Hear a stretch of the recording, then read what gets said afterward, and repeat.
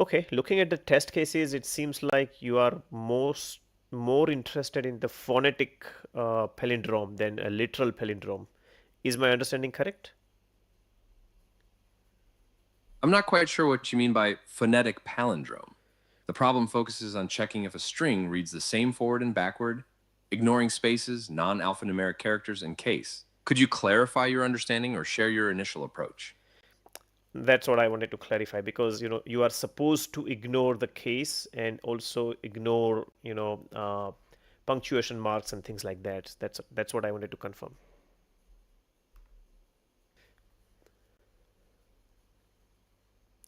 Can you tell me the syntax of strings uh, split in Python, please? I'm happy to help with the syntax for splitting strings in Python. I'll send a quick reference in the chat. Ah, okay. Sorry, I meant splicing of string in Python. No worries, I'm happy to help with string slicing in Python. I've sent a quick reference in the chat.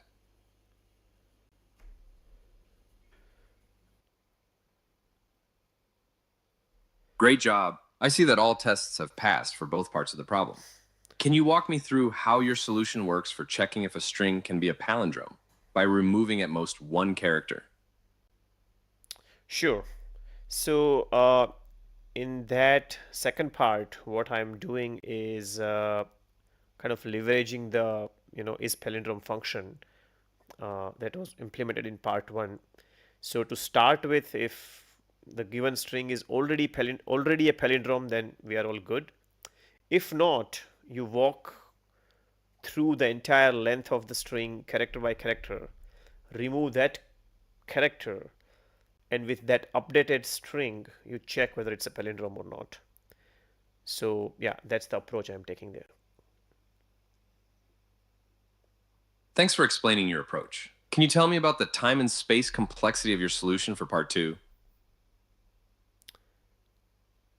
Good question.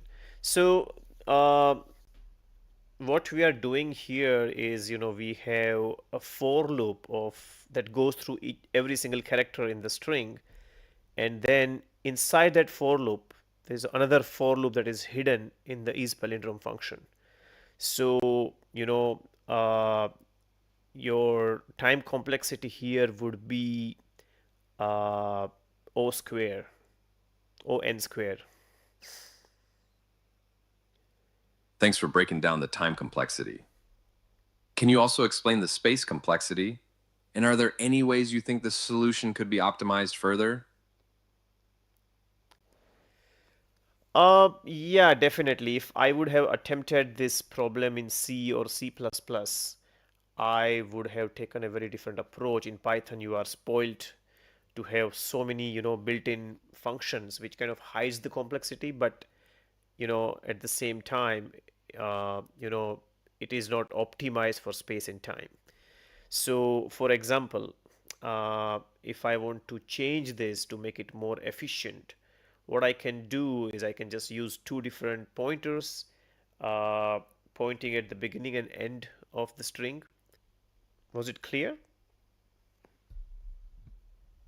Yes, that was clear. Thank you for explaining your thought process. Can you elaborate on the space complexity of your current solution for part two and any ideas for optimization using the two pointer approach you mentioned?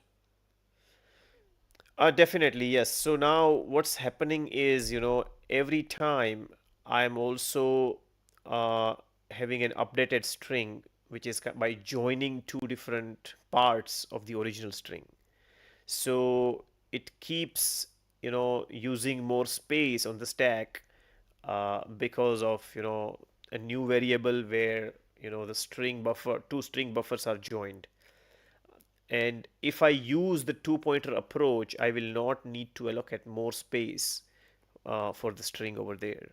So yes, the two pointer approach would not only optimize for time, but it will also optimize for space, which is rare because most of the time you optimize for either space or time.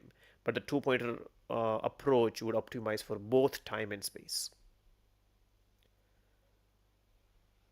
Thanks for explaining that. Do you have any other ideas or aspects of the two-pointer approach you'd like to explore for optimization?